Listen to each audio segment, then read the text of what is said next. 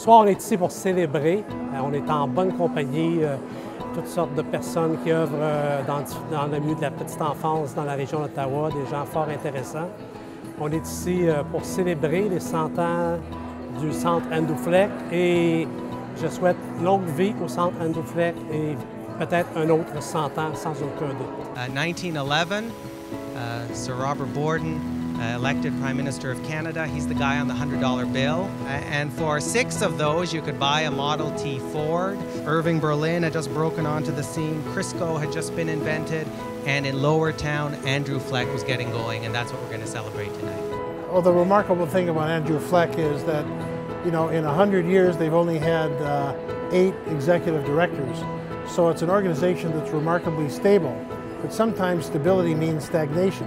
That's not what Andrew Fleck represents. Andrew Fleck represents stability and innovation hand in hand. Andrew Fleck should be very proud of itself. I mean, it has done a great job. It always adapt, change.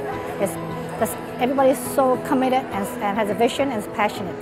From time to time, you need to stop, take stock, and then, you know, just celebrate what's been accomplished.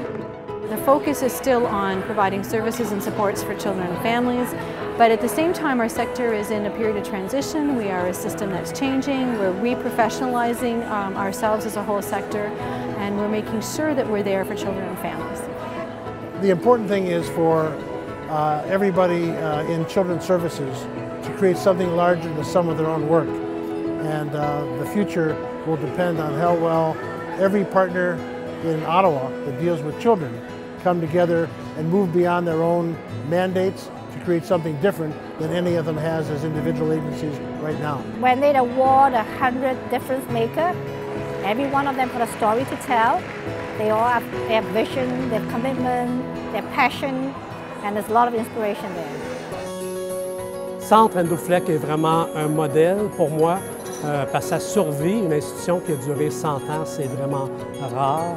Et on a beaucoup à apprendre des pionniers qui forment le Centre Andrew Fleck.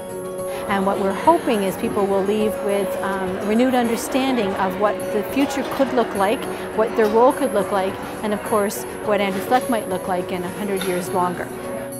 I imagine every child to be loved.